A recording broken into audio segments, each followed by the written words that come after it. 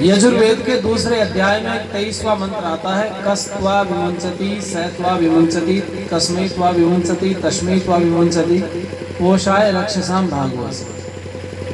ये कहा इस यज्ञ जैसे शुभ कर्म को कौन छोड़ देता है? तो कहा कोई नहीं छोड़ता। बोले अगर छोड़ दे तो फिर कहते हैं कि भगवान फिर उसको छोड़ देता है। और समझना, यज्ञ जैसे जो शुभ कर्म है वो छोड़ने लायक नहीं है। कहीं मौका मिले यज्ञ में जाने का तो आहुति दो बैठ कर, नहीं मौका मिले आहुति देने का तो श्रद्धा से बैठ करके सुनो ध्यान से। क्योंकि कल मैंने आपको समझाया था कि यज्ञ में जो लोग आहुति देते हैं, जो यज्ञ निरंतर करते हैं, उनको परमात्मा मनुष्य का जन्म दे करके पृथ्वी पर भेजते हैं। उसके अनेक उदाहरण दिए थे मैंने, और विद्वानों के उदाहरण देकर के आपको समझाने का प्रयास किया। इस समय मैं थोड़ी सी ईश्वर को लेकर के चर्चा करूंगा और आप लोग ध्यान देकर के सुनेंगे, अच्छा लगेगा। कई लोग अभी हम जब अंदर कमरे में थे तो हमारे डॉक्टर साहब भी इस बात को चर्चा में लिए हुए थे कि कुछ लोग दुनिया में ऐसे हैं जो परमात्मा को नहीं मानते। वो कहते परमात्मा नाम की कोई चीज नहीं होती। जब हमने पूछा भाई परमात्मा नाम की चीज नहीं होती तो डॉक्टर साहब उदाहरण दे रहे थे, भाई फिर सूर्य किसने बनाया, फिर चंद्रमा किसने बनाया? तो वो लोग बोलते हैं कि चीन वालों ने बना रखे हैं। अच्छा, चीन वालों ने सूर्य चंद्रमा बना ली, इसके पीछे आप जानते हो क्या है?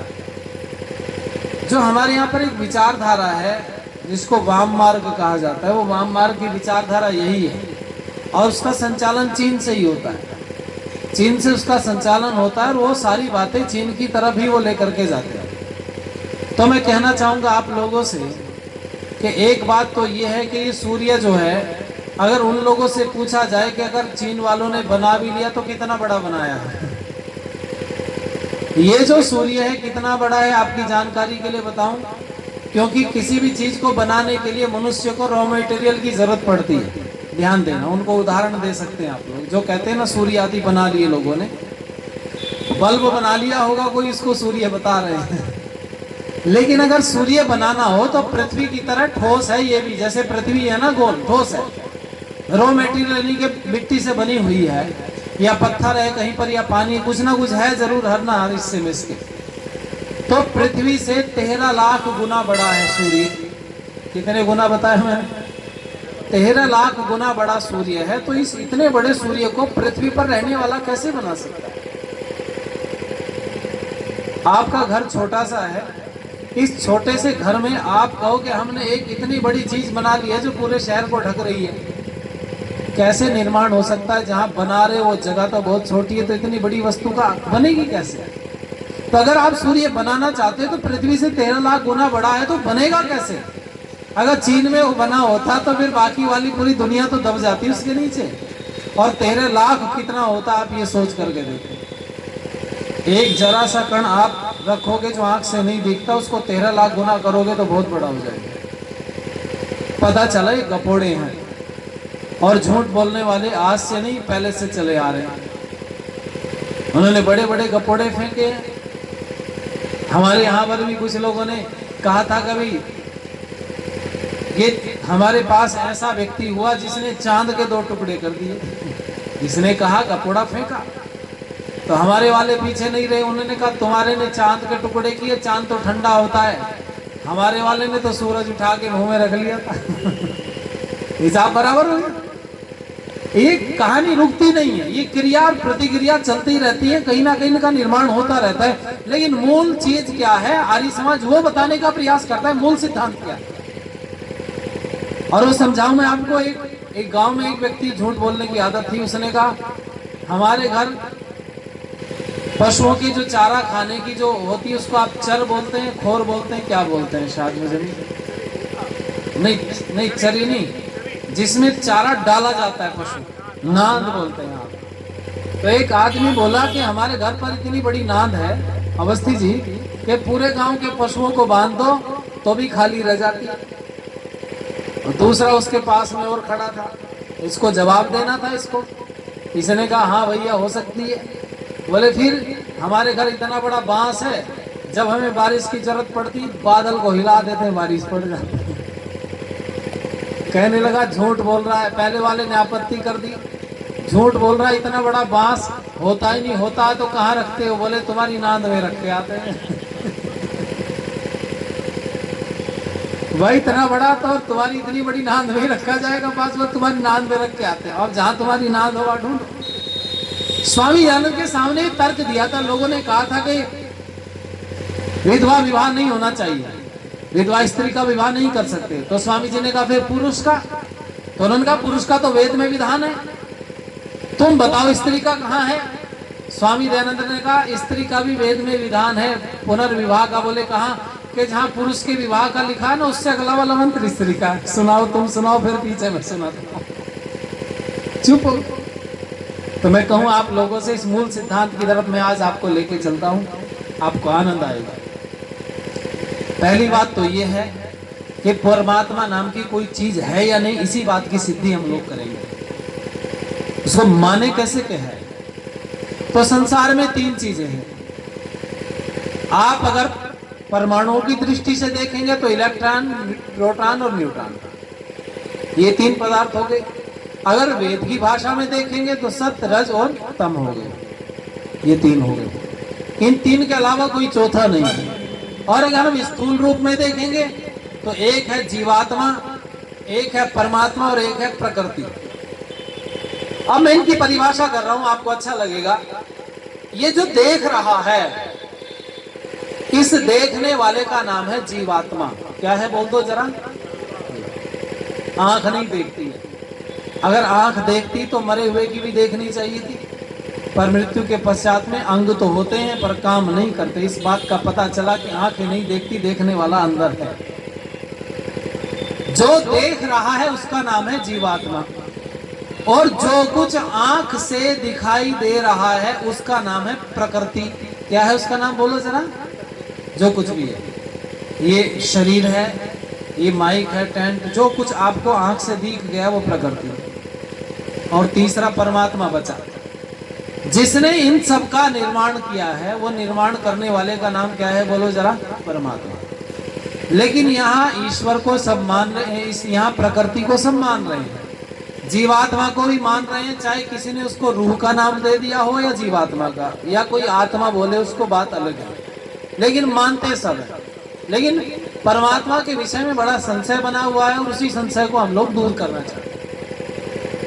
आप जानते हैं कुछ सिद्धांत होते हैं, और सिद्धांत शब्द को अगर मैं परिभाषित करूं तो सिद्धांत की परिभाषा यह है, जो तीनों कालों में एक रहता है, कभी बदलता नहीं, जिसमें कोई परिवर्तन कभी नहीं होता, उसको हम सिद्धांत कहते हैं। जो बदल जाए वो सिद्धांत नहीं होता, जो नहीं बदले उसको सिद्धांत कहते हैं। अब ध्यान दीजिएगा, कुछ सिद्धांत हैं। एक तो सिद्धांत यह है, जो वस्तु आंख से दिखाई देती है वो प्रकृति से बनी होती है, पहला सिद्धांत। दूसरा सिद्धांत, जो वस्तु प्रकृति से बनी होती है वह नाशवान होती है, दो सिद्धांत हो गए। तीसरा सिद्धांत है, जो वस्तु प्रकृति से बनी होती है जिसका टुकड़ा हो सकता है वह नाशवान होती है। तीसरा सिद्धांत है, तोड़ करके देखो किसी चीज को, टूटती है तो समझ लो ये कभी ना कभी नाश को प्राप्त हो जाएगी, और नहीं टूटती तो समझ लेना इसका कभी कुछ बिगड़ने वाला नहीं। और चौथा सिद्धांत यह है कि किसी भी वस्तु पर जब तक कोई बाहरी बल नहीं लगाया जाता उसके अंदर कोई भी क्रिया होने वाली बोलो नहीं। अब ये चार बातें आपकी बड़ी सहायक होगी पूरे विषय को समझने में, इन्हीं से लेकर के हम समझाने का प्रयास करें। एक बात बताओ, जो भी चीज संसार में बनी है वो प्रकृति से बनी है, और उसका मैंने एक तरीका बताया कि उसको तोड़ के देखो टूटती है या नहीं टूटती। तो क्या कोई चीज आपको दुनिया में ऐसी दिखाई देती है जो टूटती नहीं है? बोलो, टूटती है। इसका मतलब वो नाशवान है, उसका टुकड़ा हो रहा है, तो वो सदा रहने वाली नहीं। दूसरे ग्रह उपग्रह आप देख लीजिए तो वो भी टूटते हैं। चंद्र पर जाते हैं तो वहां भी मिट्टी है, खोदो तो खुद जाती है। मंगल पर आप जाओगे तो उसके ऊपर भी जो चमकीले पत्थर उनको तोड़ के देखो, छीनी हथौड़े से टूट जाते हैं। पता चला ये टूट रहे हैं, इसका मतलब ये कभी ना कभी जुड़े थे तो टूट रहे हैं, फिर भी टूटेंगे, इसका मतलब ये नाशवान है, सदा रहने वाले नहीं। संसार में जो भी आंख से दिख रहा है उसका टुकड़ा हो सकता है, ये प्रकृति है। देखने वाला जीवात्मा है। अब मैं आपसे कहूंगा, जब प्रकृति में अपनी कोई ताकत नहीं है, ये माइक रखा है, ये अपनी मर्जी से ना वहां जा सकता है ना यहाँ आ सकता है। मैं कितनी प्रार्थना करूं माइक भैया चालू हो जाओ बंद हो जाओ, तो माइक मेरी प्रार्थना से चलने या बंद होने वाला नहीं। जब तक इस पर कोई बाहरी बल नहीं लगेगा तब तक ये हिलने वाला नहीं। अब मैं आपसे पूछूंगा, पृथ्वी जड़ है या चेतन है? क्यों जी? जड़। सूर्य चेतन है या जड़ है? जड़। पृथ्वी जड़ है, सूर्य जड़ है। समझाने के लिए उदाहरण दे रहा हूं, पृथ्वी लाखों किलोमीटर प्रति घंटा की स्पीड से सूर्य के चारों तरफ क्रांति वृत्त पर दौड़ रही है। कितनी स्पीड से? लाखों किलोमीटर प्रति घंटा। अब ये दौड़ रही है। एक बात और सिद्धांत है, संसार में कोई भी नियम बिना बनाए नहीं बनता। कोई ना कोई नियम को बनाने वाला जरूर होता है। अब मैं आपसे पूछूंगा, ये सूर्य है, ये पृथ्वी है, चारों तरफ दौड़ रही है लाखों किलोमीटर प्रति घंटा की स्पीड से, और ना स्पीड कम होती है ना स्पीड ज्यादा होती है, ना सूर्य के पास जाती है ना सूर्य से बोलो दूर होती है। दोनों बात है, पृथ्वी भी जड़ है सूर्य भी जड़ है, फिर घुमा कौन रहा है? क्यों जी? पृथ्वी जड़ है और जड़ वस्तु में अपने में कोई ताकत होती नहीं है। पृथ्वी घूम रही है और स्पीड से घूम रही है, ना कम होती है ना ज्यादा होती है, ना पास आती है ना दूर जाती है, नियम के साथ चल रही है। तो दो बात निकल के आई, एक तो इतने ताकत के साथ घुमा कौन रहा है, और दूसरी बात निकल करके आई कि नियम बनाया किसने? ना तुमने बनाया ना मैंने बनाया, किसी इंसान की कोई औकात है नहीं, और जड़ में कोई नियम बनाने की क्षमता होती नहीं। इसका मतलब नियम बनाया किसी चेतन ने है, और चेतन जीवात्मा बना नहीं सकता। तो सीधी सी बात है, वो परमात्मा ने बनाया होगा, कोई और बनाने वाला बोलो नहीं। मानना पड़ेगा। गॉड पार्टिकल का नाम दिया गया वैज्ञानिकों ने जब परमाणु को तोड़ा और विस्फोट किया, इतना भयंकर, पूरी दुनिया सत्ते में थी जिस दिन गॉड पार्टिकल को तोड़ा जा रहा था। उनको ऐसा लग रहा था इस अंतिम टुकड़े को तोड़ा जाएगा, परमाणु को, तो हो सकता है कि विस्फोट हो जाए, और इतना बड़ा भी विस्फोट हो सकता है कि पूरी दुनिया समाप्त हो जाए। उस समय पर हमने स्टेटमेंट दिया था, जब कई दिन पहले से ये आ रहा था ना कि गॉड पार्टिकल को तोड़ा जाए, एक परमाणु को तोड़ा जाएगा।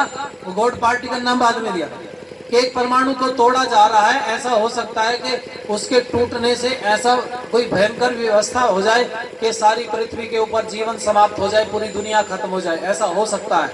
वैज्ञानिकों ने कहा था, तो हमने लिखित रूप में दिया था, हम गारंटी लेते हैं पृथ्वी का सर्वनाश नहीं हो सकता, क्योंकि पृथ्वी की पूरे संसार की उम्र 4 अरब 32 करोड़ वर्ष है। अभी 1 अरब 96 करोड़ 29 लाख 49,122 वर्ष हुए हैं। अभी तो 2.5 अरब वर्ष बचे हुए हैं। तुम्हारी में हिम्मत ही नहीं, ताकत नहीं कि तुम समाप्त कर सको, पूरे नहीं हो सकता कभी। हाँ, प्रलय 2 प्रकार की होती है, एक अल्प प्रलय होती है, एक महाप्रलय होती है। महाप्रलय 4 अरब 32 करोड़ वर्ष बाद ही होती है। अल्प प्रलय तो 24 घंटे चलती है। भाई कोरोना जैसी महामारी, डेंगू फैल गया और कोई आ गया, कहीं पहाड़ खिसक गया, कहीं पत्थर के टूट करके गिर गए, कहीं बादल फट गया, कहीं समुद्र की लहरें आ गई, कहीं सुनामी आ गई। ये जो चलता है ये तो 24 घंटे संसार में किसी ना किसी हिस्से पर चलता रहेगा। क्यों? क्योंकि प्रकृति अपना नियम स्वयं, प्रकृति अपना संतुलन स्वयं बना लेती है। उसके लिए किसी की कोई ताकत की जरूरत नहीं होती। जब वो अपना नियम स्वयं बना लेती है, तो मैं आप लोगों से कहना चाहूंगा, फिर तो कहीं ना कहीं मनुष्य को चबत लगते रहेंगे, वो ध्यान नहीं देगा वातावरण का, प्रकृति का, तो नियम बनता रहेगा, क्योंकि परमात्मा को तो चलाना है इसको। इसलिए आइए जरा आनंद लीजिए मेरे साथ मिलकर के। परमात्मा ने संसार की रचना की हुई है, और ये मानना पड़ेगा, ये जो नियम है सड़क पर चलने का, बाई तरफ, मैं कहूं कि ये कि बिना बनाए बन गया, तो ये मूर्खता है। किसी ने तो बनाया होगा, और जो बनाने वाला है उसको आप परमात्मा भी कह सकते हैं, उसको आप प्रकृति का नियम भी कह सकते हैं। समझ गया? मैं ये नहीं कहता कि परमात्मा का नाम प्रकृति का नियम नहीं हो सकता, हो सकता है। अगर आप उसको प्रकृति का नियम कहना चाहते हो तो हम आपका स्वागत करते हैं, लेकिन वो परमात्मा, वो जीवात्मा, प्रकृति दोनों से भिन्न है, जिसका नाम परमात्मा या प्रकृति का नियम। आइए जरा आनंद लीजिए मेरे साथ मिलकर के, अच्छा लगेगा। कि कहीं भी मन की मैल न उतरी, कहीं भी मन की मैल न उतरी, खूब नहा कर देख लिया, काशी जा कर देख लिया, रे मथुरा जा कर देख लिया, मक्का जा कर देख लिया, यरूशलेम भी देख लिया। कहीं भी मन की मैल न उतरी,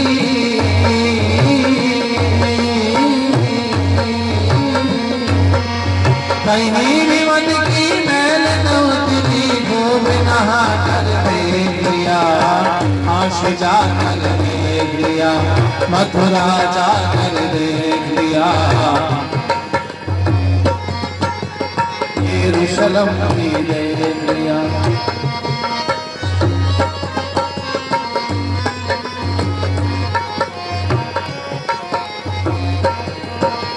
पता नहीं वो कहाँ रहता है, यहाँ पर है या वहाँ रहता है, पता नहीं वो कहाँ रहता है, यहाँ पर है या वहाँ रहता है। घंटे ढप घड़ियाल मजीने, घंटे ढप घड़ियाल मजीने, झांझ बजा कर देख लिया, काशी जा कर देख लिया, मथुरा जा कर देख लिया, मक्का जा कर देख लिया, यरूशलेम भी देख लिया।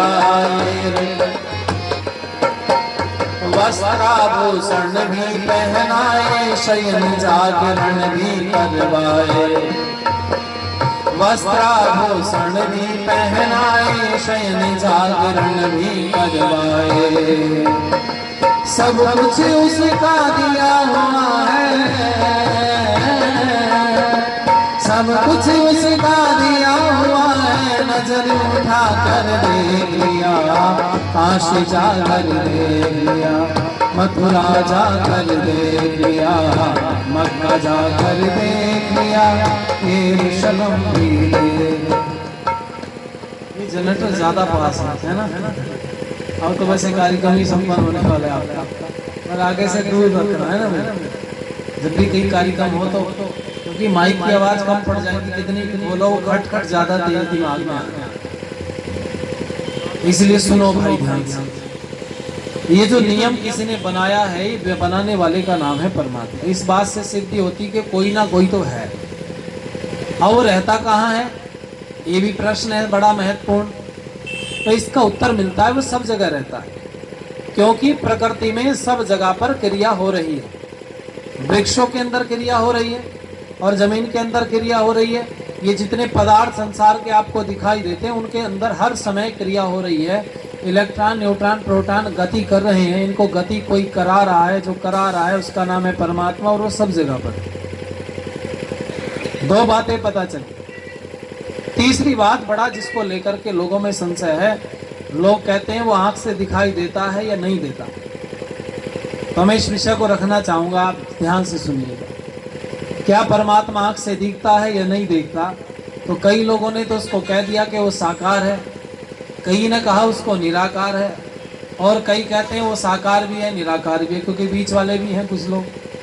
पर मैं आपकी जानकारी के लिए बताऊं, जो लोग ये मानते हैं कि परमात्मा जन्म लेता है, वो साकार भी है, तो मैं उनसे पूछूंगा कि अब तक कितने अवतार हुए परमात्मा के? क्यों जी, टोटल अवतार कितने हुए होंगे? अगर कुछ आप में से कुछ सज्जन बैठे जिनको जानकारी हो, 24 मानते हैं। कुछ अवतार तो ऐसे हैं डॉक्टर साहब जिनकी उम्र 2-4 घंटे की रही है, प्रकट हुए, परमात्मा ने अपना काम किया और चले गए। इन 24 अवतारों में से कुछ की घंटे रही है, कुछ साल भर भी जिए होंगे, कुछ 100 साल भी जिए होंगे। 24 अवतार माने गए, मैं 24 नहीं मानता, मैं 100 मान लेता हूँ। कुछ छूट भी गए होंगे, और 100 में से हर एक अवतार की उम्र में 100 साल मान लेता हूँ। टोटल कितनी हो गई? भाई बोलते नहीं आप। देखो आप, कई तो आप में कारोबारी लोग बैठे हैं, हिसाब लगाने में तेज है, मेरा गणित थोड़ा कमजोर है, तो आप बताओ, थोड़ी सहायता तो करो। 10,000 वर्ष हो गई ना। अभी आपसे मैं पूछूंगा कि ये पृथ्वी की जो आयु है वो कितनी है, तो मैंने बोला 1,97,39,49,122 साल। इनमें से 10,000 वर्ष निकाल दो। कितने निकाले जी? 29,49,000 की जगह 39,000 कर लो। 29,1,97,29,49,000 कर लो। ठीक है जी, 29,39,000, 10,000 घटाया ना, तो 10,000 वर्ष मात्र साकार रहा। और बाकी के समय पर बोलो जरा, अच्छा दुनिया आज भी चल रही कि नहीं चल रही बोलो? तो ताकत कौन से वाले में ज्यादा रही, साकार में या निराकार में? वो आज भी चला रहा है निराकार होकर के जी। अच्छा समझ में आएगा तो ताली बजा सकते हैं आप जोर से, अगर समझ में आए तो ताकत किस में ज्यादा रही? निराकार में। अब एक और सुनो, मैं वैसे में ये अपने ऊपर नहीं घटाना चाहिए, पर खुद को ही लूंगा, किसको लूंगा? ये थोड़ी देर के लिए मान लो ये अवतार है, आपके सामने बैठा है, ठीक है जी। मैं इस समय पर प्रकट हूं, मैं अवतार हूं, लेकिन यहां सामने तो मैं इस समय देख रहा हूं, सब कर रहा हूं, लेकिन मैं परमात्मा हूं तो चूंकि पूरी दुनिया को चला रहा हूं और बैठा हूं यहां साकार के रूप में, तो मेरी पीठ पीछे या बाकी 12 या पूरी दुनिया में मैं दुनिया को कैसे चला रहा हूं? साकार रूप में या निराकार रूप में? बोलो, जोर से बोलो जरा। निराकार रूप में चला रहा हूं ना भाई। साकार तो यहाँ, साकार तो सब जगह नहीं हो सकता ना, साकार तो एक ही जगह होगा, बाकी जगह तो वो कहां कैसा है बोलो? निराकार है। तो ये आपको मानना ही पड़ेगा कि साकार संसार को चला नहीं सकता, चलाएगा तो निराकार ही। बजाओ ताली जोर से, पता उसको निराकार होना ही पड़ेगा। एक और बात बताऊं आपको मैं, परमात्मा आपके मन की जानता है या नहीं जानता? बोलो, मेरे मन की भी जानता है कि नहीं? अगर परमात्मा साकार होगा तो ये पूरा का पूरा शरीर आपके मन में लेके कैसे धसेगा? बोलो, अंदर बैठने के लिए उसको कैसे जाए आपके मन पे वो?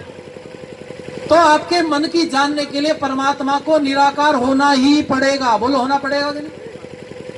दूसरी बात, ये पृथ्वी सूर्य चंद्रमा सबको चलाने के लिए परमात्मा साकार होकर के हाथ लगा के थोड़ी घुमाएगा।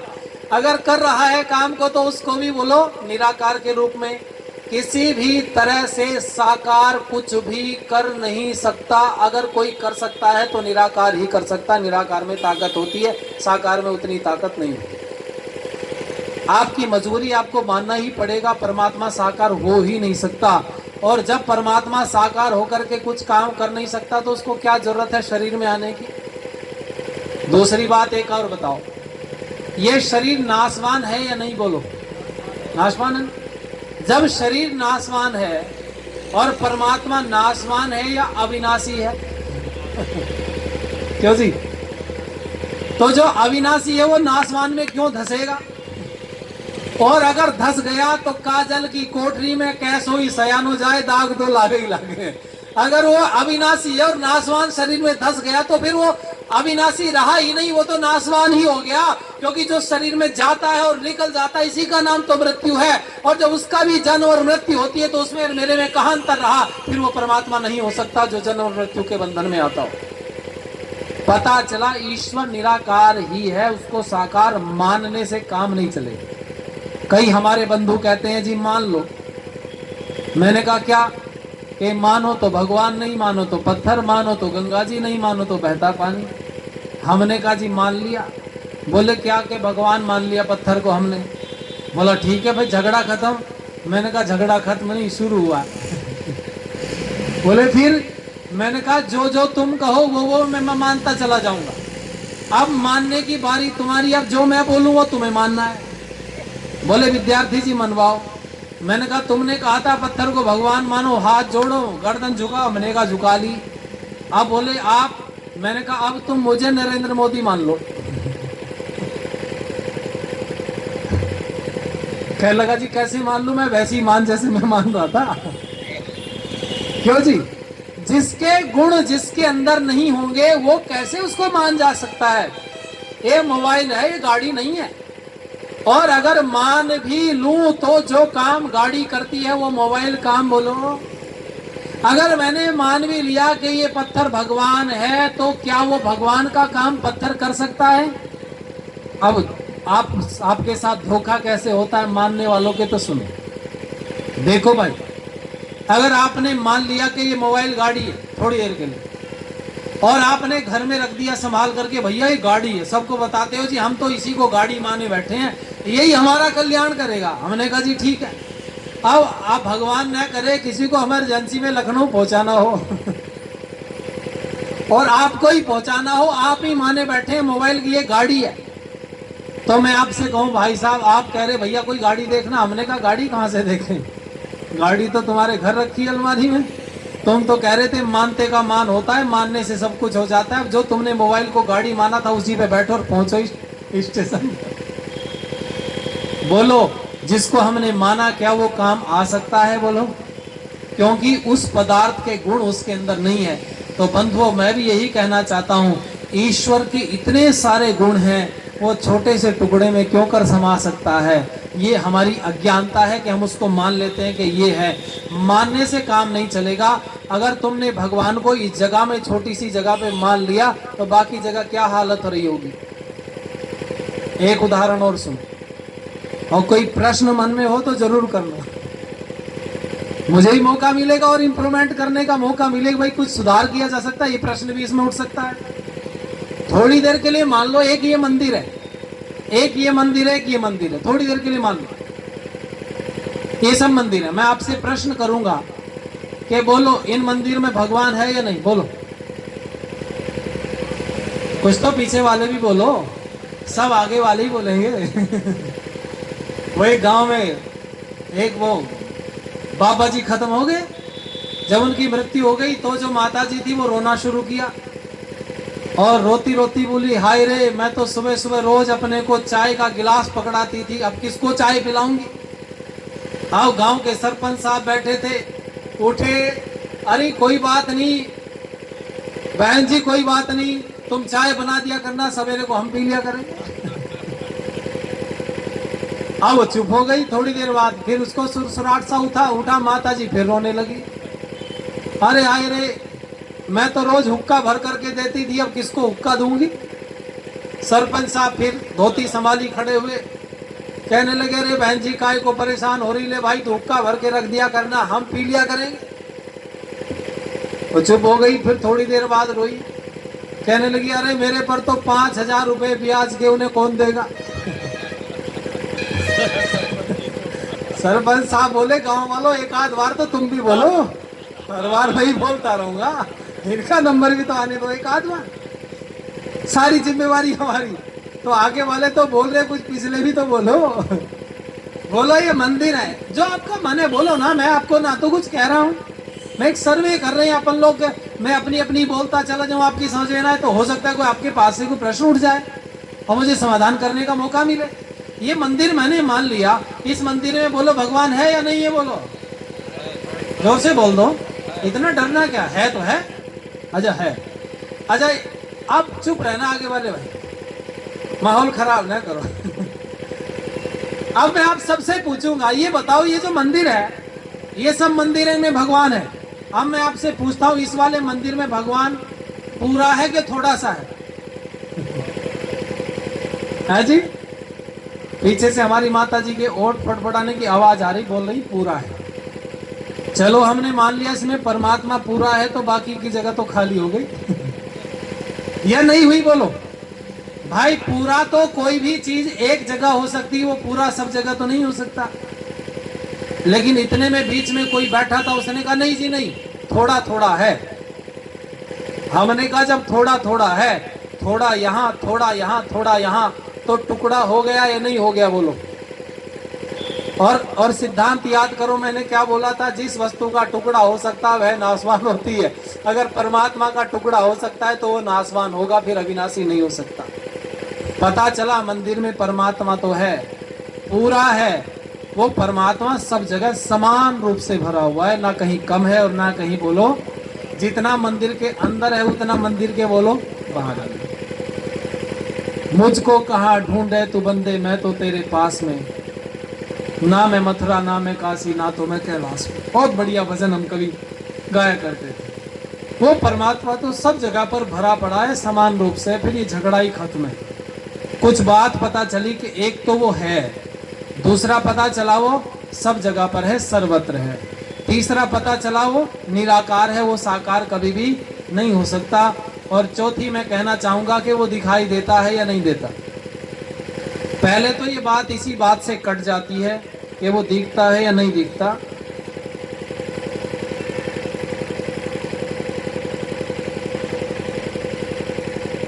क्योंकि निराकार हो गया तो आंख से देखने का मतलब ही नहीं है। लेकिन मैं फिर भी